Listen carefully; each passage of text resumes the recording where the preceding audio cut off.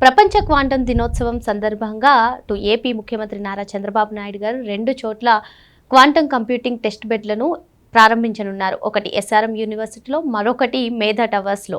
మరి ఇప్పటికే క్వాంటం వ్యాలీకి శంకుస్థాపన చేసినటువంటి చంద్రబాబు నాయుడు గారు ఈ 2 క్వాంటం కంప్యూటింగ్ టెస్ట్ బెడ్లను ప్రారంభించడంతో ఆంధ్రప్రదేశ్ అమరావతి భారత క్వాంటం విప్లవంగా మారబోతుందా? మరి అమరావతి అదేవిధంగా ఏపీకి నవశకం రాబోతుందా? మరోపక్క నారా లోకేష్ గారు కూడా ఇంట్రెస్టింగ్ ట్వీట్ చేశారు క్వాంటం కంప్యూటింగ్ గురించి. అసలు మరి ఇంకొక నూతన విప్లవాత్మకమైన మార్పు అమరావతి నుంచే ప్రారంభం కాబోతుందా? తెలుసుకునే ప్రయత్నం చేద్దాం. దీన్ని విశ్లేషించేందుకు మనతో పాటుగా ఉన్నారు సీనియర్ జర్నలిస్ట్ డివి శ్రీనివాస్ గారు. నమస్తే సార్. నమస్తే సార్. ఇటీవల చంద్రబాబు నాయుడు గారు కేంద్ర మంత్రి జితేంద్ర సింగ్తో కలిసి క్వాంటం కంప్యూటింగ్ వ్యాలీకి శంకుస్థాపన చేశారు. మరి రేపు ప్రపంచ క్వాంటం దినోత్సవం సందర్భంగా 2 టెస్ట్ బెడ్లను ప్రారంభించనున్నారు. ఒకటి ఎస్ఆర్ఎంలో, మరొకటి మేధా టవర్స్లో. ఏంటి ఇప్పుడు ఈ 2 క్వాంటం టెస్ట్ బెడ్ల ప్రారంభంతో మరి ఏపీ ముఖ చిత్రం మారుతుందంటారా? మరి భారతదేశంలోనే ఫస్ట్ టైం ఇటువంటి క్వాంటం టెస్ట్ బెడ్లను ప్రారంభించడం అని కూడా చెప్తున్నారు. సో ఏ విధంగా అయితే గూగుల్ డేటా సెంటర్తో ప్రపంచం మొత్తం కూడా ఏపీ వైపు చూసిందో, మరి ఈ టెస్ట్ బెడ్ల ప్రారంభంతో కూడా అదే విధంగా అందరూ కూడా ఏపీ వైపు చూసే అవకాశాలు ఉన్నాయా? మరి యువతకు కూడా ఇదే ఉపాధి అవకాశాలుగా ఇప్పుడు ఏ విధంగా అయితే హైదరాబాద్లో ఐటీ ఒక విప్లవాత్మకమైన అటువంటి మార్పుని చంద్రబాబు నాయుడు గారు తీసుకొచ్చారో అమరావతిలో కూడా అదే జరగబోతుందంటారా? ఆంధ్రప్రదేశ్ ముందడుగు, మిగతా రాష్ట్రాలు ఆంధ్రప్రదేశ్ని ఫాలో అవ్వడం. అంటే ప్రపంచ క్వాంటం దినోత్సవం సందర్భంగా రేపు పొద్దున అటు ఎస్ఆర్ఎంలో S1, ఇక్కడ మేధా టవర్స్లో Q1 2 క్వాంటం టెస్ట్ బెడ్స్ని మరి ముఖ్యమంత్రి చంద్రబాబు ప్రారంభిస్తున్న నేపథ్యంలో అసలు క్వాంటం స్టేట్గా ఆంధ్రప్రదేశ్ మారుతోందా? క్వాంటం వ్యాలీ అమరావతి మొన్న ఫిబ్రవరిలో శంకుస్థాపన చేశారు కేంద్ర మంత్రి జితేంద్ర సింగ్, ముఖ్యమంత్రి చంద్రబాబు. ఒక 50 ఎకరాల్లో ఇవాళ అక్కడ అమరావతిలో క్వాంటం అభివృద్ధి. అంటే ఇప్పుడు క్వాంటం క్యాపిటల్గా అమరావతి. గతంలో మనం చూసాం సిలికాన్ వ్యాలీ ఏ విధంగా అయితే అక్కడ గేమ్ చేంజర్ అయిందో అమెరికాలో, ఇప్పుడు సిలికాన్ వ్యాలీ తరహాలో ఇక్కడ క్వాంటం వ్యాలీ. భారతదేశంలో ఇదే మొట్టమొదటి క్వాంటం కంప్యూటర్ సెంటర్.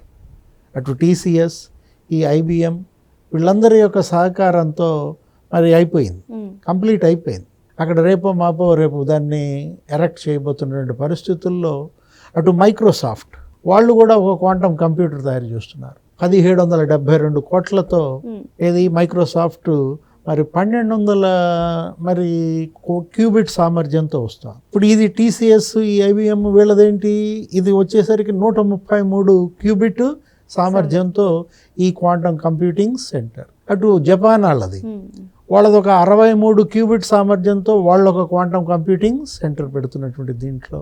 అంటే ఇది ఒక విప్లవం. ఇప్పుడు గతంలో మనం చూసాం ఐటీ, ఇన్ఫర్మేషన్ టెక్నాలజీ ఏ విధంగా గేమ్ చేంజర్ అయిందో. ఉమ్మడి ఆంధ్రప్రదేశ్ ఎలా అయితే దాన్ని ఫస్ట్ ఎవరు ఈ ముందడుగు వేస్తారో వాళ్ళదే ఆ యుగం.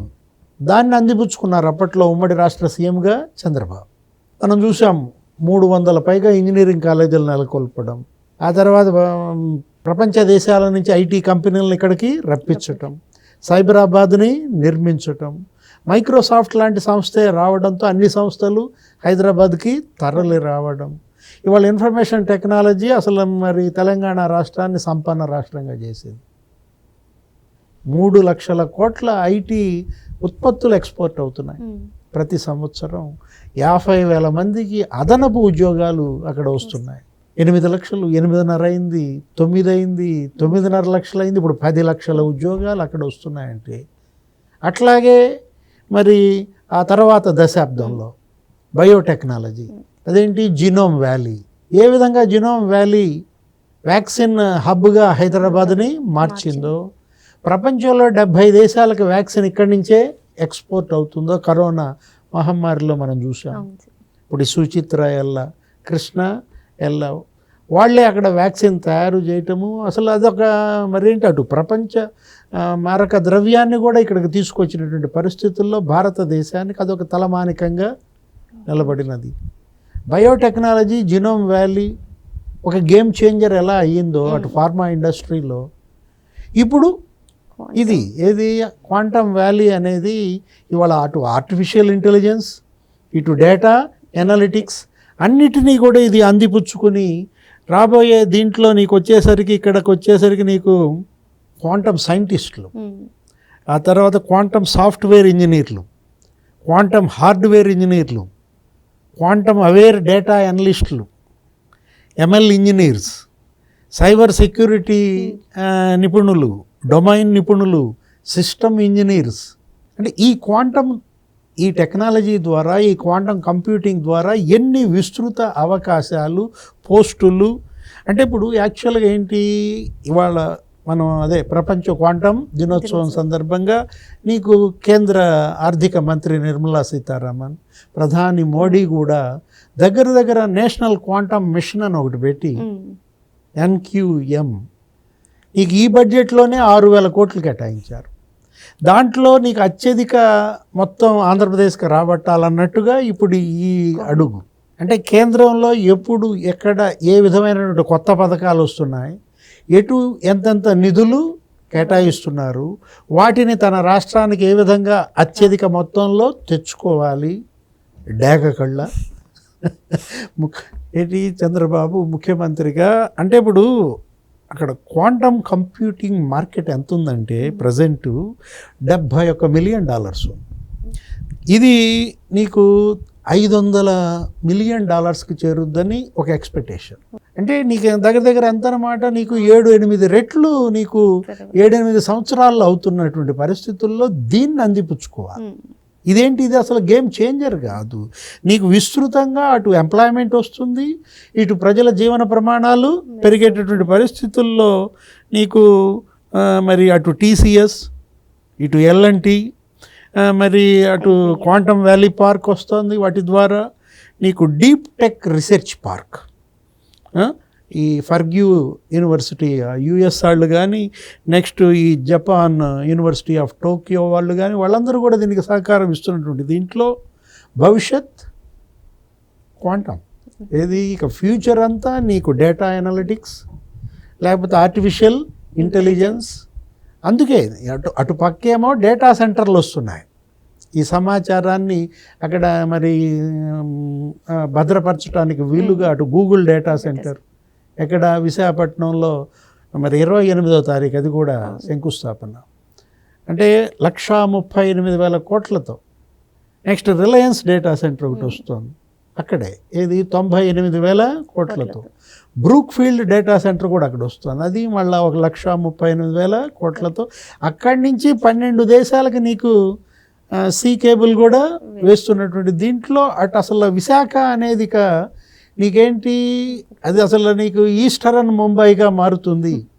ఇది వెస్ట్ కోస్ట్లో ముంబై ఎలా అయితే భారతదేశానికి ఆర్థిక రాజధాని అయిందో, ఈస్ట్ కోస్ట్లో నీకు ఇక వైజాగే ఇక మరి భారత ఆర్థిక రాజధానిగా అది ఎదుగుతున్నటువంటి విధానాన్ని ఇక్కడ అమరావతి ఏది క్యాపిటల్లో. ఇప్పుడు కొంతమందికి ఏంటి, కొంతమంది విమర్శ కూడా చేస్తున్నారు, మొత్తం డబ్బులన్నీ తీసుకెళ్ళి వైజాగ్లో పెడుతున్నారు. అసలు అటు ఆర్సిఎల్ఆర్ స్టీల్ ప్లాంటు అది కూడా 1,50,000 కోట్లు, లేకపోతే ప్రధానే వచ్చి అక్కడ శంకుస్థాపన చేశారు, అదొక 1,50,000 కోట్ల గ్రీన్ హైడ్రోజన్ హబ్.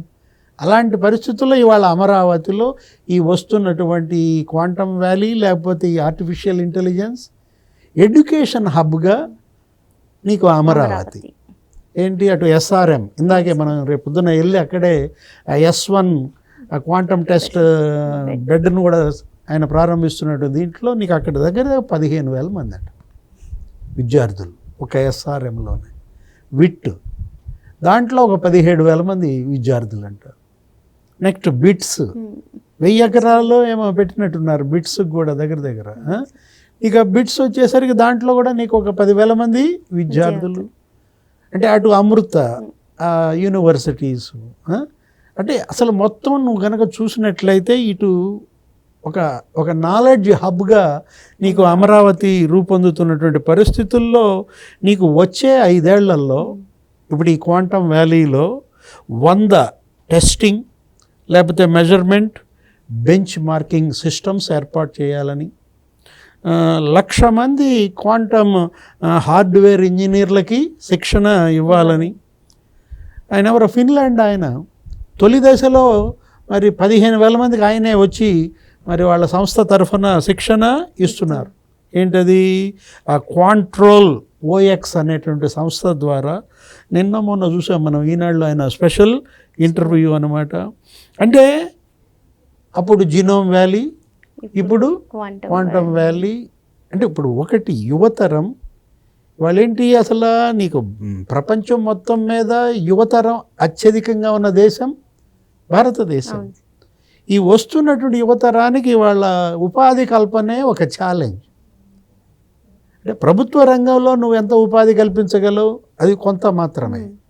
ఈ ప్రైవేటు రంగంలోనే ఇవాళ ఇన్ని రకాల ఎంప్లాయ్మెంట్ ఆపర్చునిటీస్ వస్తున్న పరిస్థితుల్లో ఉద్యోగం కోసం వేరే ప్రాంతానికి వలస వెళ్ళాల్సిన అవసరం లేకుండా ఇన్వెస్ట్మెంట్స్ డెస్టినేషన్గా ఆంధ్రప్రదేశ్. ఇవాళ ఏంటి, మొత్తం అన్ని పరిశ్రమలు మరి నీకు వెల్లువెత్తుతున్నాయి ఆంధ్రప్రదేశ్కి. ఎప్పుడైతే చంద్రబాబు ముఖ్యమంత్రిగా అయ్యాడో నీకు ఒక బ్రాండ్, మళ్ళా ఇమేజ్ బిల్డప్. గతంలో జగన్మోహన్ రెడ్డి డ్యామేజ్ చేశాడు, మొత్తం అందరినీ వెళ్ళగొట్టాడు. ఆంధ్రప్రదేశ్ అంటే భయం క్రియేట్ అయినటువంటి దీంట్లో ఆ భయం పోయింది. ఇప్పుడు ఒక భద్రత, ఒక భరోసా వచ్చినటువంటి పరిస్థితుల్లో ఇవాళ మరి ఆర్టిఫిషియల్ ఇంటెలిజెన్స్ యూనివర్సిటీ కూడా ఒకటి వస్తుంది అంటున్నారు. ఇక్కడ ఏఐ యూనివర్సిటీ నీకు అమరావతిలోనే వస్తున్నటువంటి దీంట్లో ఆల్రెడీ 1,30,000 మంది రేపు వర్చువల్గా కనెక్ట్ అవుతున్నారు. ఈ ఏది S1, ఈ Q1, ఈ టెస్టింగ్ బెడ్స్ ఈ ప్రారంభోత్సవ సందర్భంగానే ఎట్లయినా సరే ఆంధ్రప్రదేశ్ నుంచే 1,00,000 మంది క్వాంటమ్ నిపుణులు తయారవ్వాలనేది ఒక టార్గెట్గా పెట్టుకుని వెళ్తున్న దీంట్లో ఇక క్వాంటమ్ స్టేట్గా ఆంధ్రప్రదేశ్. మరో అంశంతో మళ్ళీ కలుద్దాం. Thank you sir. నమస్తే.